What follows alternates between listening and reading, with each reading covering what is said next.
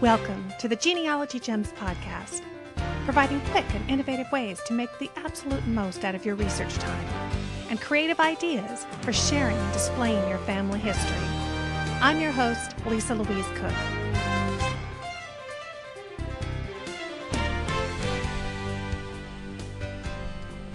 Hi there, and welcome to episode 23. Well, folks, I am taking you up on your challenge. I get lots of emails from people who oftentimes mention that they listen to the podcast while they're out walking and getting some exercise, maybe listening on their iPod. And anyway, here I am. I've often said that if I could just get out and exercise and record the podcast at the same time, we'd all be in better shape. Well, here I am. I'm outside. It's a beautiful, sunny August day in California. And I'm doing it. Now, this is a terrific follow-up to episode 22, where I talked to you about using your iPod as a family history tool. And one of the ways that we do that is we can use it to record our family history interviews. So I figured, why not plug this thing in, this little micro memo microphone, and use it to record the introduction to today's podcast. I hope you enjoyed last week's podcast and took up the challenge to see if you could make better use of your iPod. I got an email this week from Dawn. She had a question about saving the photographs and what size to save them in order to make the best use of putting them on her iPod. So coming up next, in our next gem, we're going to be talking about doing a follow-up to using your iPod as a family history tool, and specifically talking a little bit more about photographs and the slideshow. Well, this timed out just right. I finally made it to my destination. I wonder if they have maple glazed donuts this morning.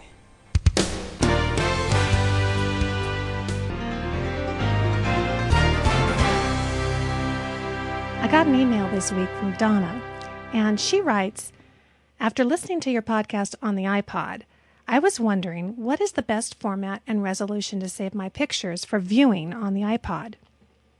Well, this is a great question. The answer depends on whether you plan on using the AV cable that I talked about in episode 22 to view your photographs on a television screen, or whether you expect to be viewing them only on your iPod. The smaller the photo size, the more photos you're going to be able to store on your iPod. But you're going to notice a slight quality reduction if you view the smaller size photos on your television screen. So let's talk about each option. For photos that you plan to view on a television screen, I would recommend saving your photos as JPEG files at 300 dpi resolution. And this would give you a pretty nice quality photograph. If you plan to view your photos strictly on your iPod, I would recommend resizing them to reduce their storage size. So here's a funny little way to do that. You probably have photos already stored in various locations on your hard drive. So you'll want to copy and paste those photos into the iPod's images folder. And I gave you the instructions on how to set that up in episode 22.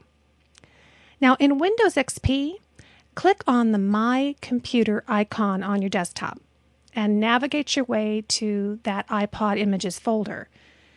Now you'll want to click on a photo that you want to downsize so that it's highlighted. And if you want to downsize all of the photos in the folder, go ahead and click on the first image, hold down that Shift key on your computer, while you then click on the last image in the folder. And this will highlight all the images in the folder, which is kind of a quick little trick. Then look to the left in the blue sidebar in the window under File and Folder Tasks, and click on the Email This File. Now this will open up a little window called Send Pictures via Email. Make sure the Make All My Pictures Smaller button is clicked, and click OK. And this will open up an email message with all the photographs that you selected attached, but at dramatically reduced sizes. Now you're not going to send this email, you're just going to use it to access these smaller images. Click on the first image to open and view it. It'll open up in your Windows Picture and Fax Viewer. Double-click on the first photo in your email, and that will open it up in the Windows Picture and Fax Viewer. Now at the bottom of the window, you're going to click the Copy To icon. which kind of looks like a little floppy disk. And it will give you the original name of the file in the file name box. So just click and save, and it will ask you if you want to replace the original. Click OK, because these are just copies going into your iPod images folder, and you don't really want to end up with two sets of copies, one big and one small. So follow that procedure with each photograph. And I was able to reduce my original 1.24 megabyte photo to a nice small 141 kilobyte size photo. And this saves lots of room on your iPod. Now, don't get me wrong, you can still use the smaller size photos for a display for your TV. It's just they're not going to be quite the same quality level. I noticed that the photo got just a little bit duller in color and sharpness when I was looking at it on my big screen TV. But that's not so bad when you consider all the savings and storage space that you would have if you just worked with the smaller size photos. I also want to pass along today a few more tips that you might find helpful if you run into trouble getting that slideshow to play on the TV. I know it all sounds very simple when I talked about it in episode 22, but you can run into glitches, and here's kind of a checklist of things to look for that will probably solve the problem. First of all, if you're not getting it to play up on your screen, when you plug the AV cable into your television, you may find that the jacks fit pretty snugly. Just double check each one and make sure that the jack really is pushed in there completely and has a good solid connection. Also, when you go to play your slideshow, you're going to go into the folder of photographs and you're going to click on that first image where you want to start playing it. But when you first click on it, the first image comes into the full screen. But you need to press that center iPod enter button one more time, and that will actually start the slideshow running. I know I made the mistake of pulling up the picture, clicking on it to get it to be full screen on the full image on the screen. And then I thought, well, why isn't this thing playing? I had to click it one more time, that center enter button on the iPod, to get it to actually start running with the music and all the good stuff. Now, also make sure that the TV output feature is set to on. If it's not set to on, you're not going to have the slideshow information feeding through the cable into your television. So look under photos and under slideshow settings. Make sure that TV out is on. And as I mentioned, you'll have to set your digital TV tuner to the appropriate input for the signal coming from those jacks of the AV cable that you plugged your iPod into. So on my TV, I think I mentioned in episode 22 that I had to set it to input number 5. Our TV might be 2-3 years old, and there are about 5 different tuner settings. One is for VCR, one is for DVD, and one is for an exterior output. It's the input that you want is whatever those cable jacks feed into. And you might just have to kind of test run it, or you could look back in your instruction manual, and I'm sure it'll tell you when you plug into those jacks what the input needs to be on your television. So if you're all hooked up and nothing is playing on your TV, carefully walk through this checklist and you should be able to get up and running.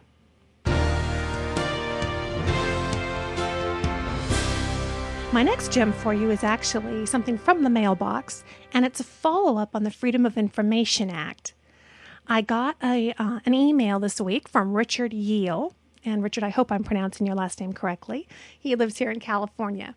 And he sent me an email that says, just a note to say that your recent podcast highlighting Freedom of Information Act, the FOIA, resources led to my sending in 2 requests. Excellent, Richard. That's awesome. Both were for immigration packets for my respective great-grandfathers. While I haven't received the information as yet, I did want to say that I mailed the 2 forms on August 2nd and received 2 letters from the US Department of Homeland Security / US Citizen and Immigration Services on August 16th. Gosh, that's just about 2 weeks. And it said that in each case, they were placed on the simple track as opposed to a more extensive track that takes longer. Additionally, the letter said that the requesters now had the option of requesting a CD with PDF file instead of paper files if the number of pages is over 15. I called and requested the CD in both cases. I am now waiting hopefully not the 6 months that you said in the podcast, for the information to arrive. That is awesome information. As I mentioned to you in that podcast about the Freedom of Information Act, I sent mine in several years ago, and it really was a 6-month wait. But I think the act has been around now long enough that they maybe have worked out some of the glitches on how to do fulfillment of it. And wow, just to get an acknowledgement in 2 weeks to let you know that they got it, what your options are, and what a terrific option to be able to get a PDF file burned onto a CD. That is awesome. So Richard, I really appreciate you emailing me about that so we could share it with all the listeners. So if you had any reservations about submitting a Freedom of Information Act request form and asking for everything from naturalization, immigration records, to prisoner records, to all the different kinds of records that I mentioned in the previous podcast that are available, I would say there are no more reasons not to turn one in. This is terrific. So I'm looking forward to hearing from Richard to hear what the final results are, what he gets in the mail. And if you submit a Freedom of Information Act request, I certainly hope that you'll send me an email and let me know what the results were and how long it took and, what kind of response you got. This is terrific information for all of us and hopefully encouraging to let us know that we can get out there and make these requests. And we may very well get pretty lucky. And I got another email this week, actually, from Pat Delpias about the Freedom of Information Act. And she writes, "Thank you for the suggestion to send a FOIA request for immunization naturalization files. I've sent 2 out and look forward to February." Well, Pat, you may be lucky. According to Richard, you're going to hear a lot sooner than February. She writes, "Please permit me to share a suggestion that you might find useful in a future podcast, should the topic of identifying people and places in old unlabeled photographs. I recently took a number of old movie reels from the 1940s out to be transferred to DVD, as I'd long intended to do. As much fun and as enlightening as these reels were to watch, I realized an unexpected bonus. The scenes in these reels helped me identify my great-grandmother and her sister in a photo I had sitting by. Of course, I recognized my great-grandmother and I suspected that the other was her sister, but these movies put that photograph in a context that allowed me to make the identification. The clothing was the same and the background matched, so I was able to put names and approximate dates on these pictures. The fuller context of the movie allowed me to identify the names, places, and time for the photograph. I hurried down to the store with the rest of the movie reels. I remembered that often photos are taken at the same events as movies were taken, and that a single picture is merely a moment in time, but movies can provide a larger context. Thank you for your podcast and sharing your ideas. I look forward to them. Pat Delpias." Thank you, Pat. That's a great idea. It's amazing. I know I have a box of old movies that I got from my grandmother, and you're right. Many of them coincide with photographs that I have in her photo albums. So if you have a box of old 8mm or 16mm films from your family, maybe you'll have some luck in going through them if you get them transferred to, say, DVD, and you may spot some people in there that will help unlock some mysteries that you've been dealing with. So that's a great idea, Pat. Thank you so much for sharing it. Well, that's about it this week for the Genealogy Gems podcast in episode 23. I'm going to keep it a little bit short this week because I am so close. I am so close to finishing this book. I can just smell it. I can just taste it, right? I'm really excited about getting it done and just really pleased that it's all come together so kind of on the schedule that I was hoping for. I've stayed very focused this month. So like when you're listening to episode 22 and you're hearing, all these instructions about using your iPod and all that kind of thing, just rest assured that all of the details, everything that I cover in these podcasts is going to be included in the new book, The Genealogy Gems. And let me tell you, if you haven't gotten a video iPod yet, you will probably want one. And if you have one, this is a must-have book because it's going to be a terrific step-by-step instruction manual for utilizing it as your family history tool. It's funny, I read a blog this week, and And the genealogist said, I was really happy with my iPod shuffle until I listened to episode 22 of the Genealogy Gems podcast. And was is the operative word. I guess she was no longer happy with it when she heard what the video iPod could do for her. So that's good. We just have to keep stretching our minds, looking for the tools that are right under our nose before we run out and buy all brand new things. So anyway, I think the book is going to be a terrific how-to handbook for all of the different ideas that I've covered in the show. And so I'll keep you posted, and I'll let you know when that's done. And in the meantime, I certainly hope if you have not signed up for the Genealogy Gems newsletter yet, that you will do so. We had a great newsletter come out in August, and boy, just so many neat ideas coming in from some of you listeners. It's wonderful to have a format to share that information as well as all the stuff that I'm not able to fit into the podcast each week that I want to do. So the newsletter is something I think you'll definitely want to get your hands on.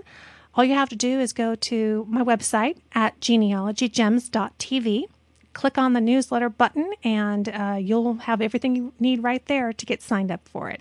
And I've mentioned this before, but I hope that if you are somebody who subscribes through iTunes to listen to the podcast, if you have an iTunes account, boy, I would really appreciate it if you are enjoying the show to go in there and put in a positive review for the Genealogy Gems podcast. You know, having multiple reviews and, 5-star reviews in there really helps to get podcasts recognized and seen. And that's what we want to do, is just get the word out to everybody who's interested in family history that we're all meeting here together in the podcast. So if you do have an iTunes account and you've got, 5 minutes you can take to run over there and put in a 5-star review, boy, I would really appreciate it. That would be awesome. And I certainly hope you'll do that if you're enjoying the show. Well, I think that's about everything for this week. As always, if you have any suggestions, ideas, comments, maybe some successes of things that you've run into, do drop me an email this week at genealogygemspodcast@gmail.com. I heard an interesting little quote this week from Bob Parsons, and he said on his website that if you're about to give up, you are probably a lot closer to success than you know. And it really made me think about our brick walls. So don't get discouraged, friend. If there's an area in your family tree that you're feeling like you're just hitting your head against the wall and about to give up, you are probably on the brink because you have exhausted all of the no's, all of the negative responses, and chances are that next document or resource that you look at may be the one. So I encourage you to get out there, break through those brick walls this week, hopefully utilize the gems that I've shared in the podcast, and I will look forward to talking to you soon.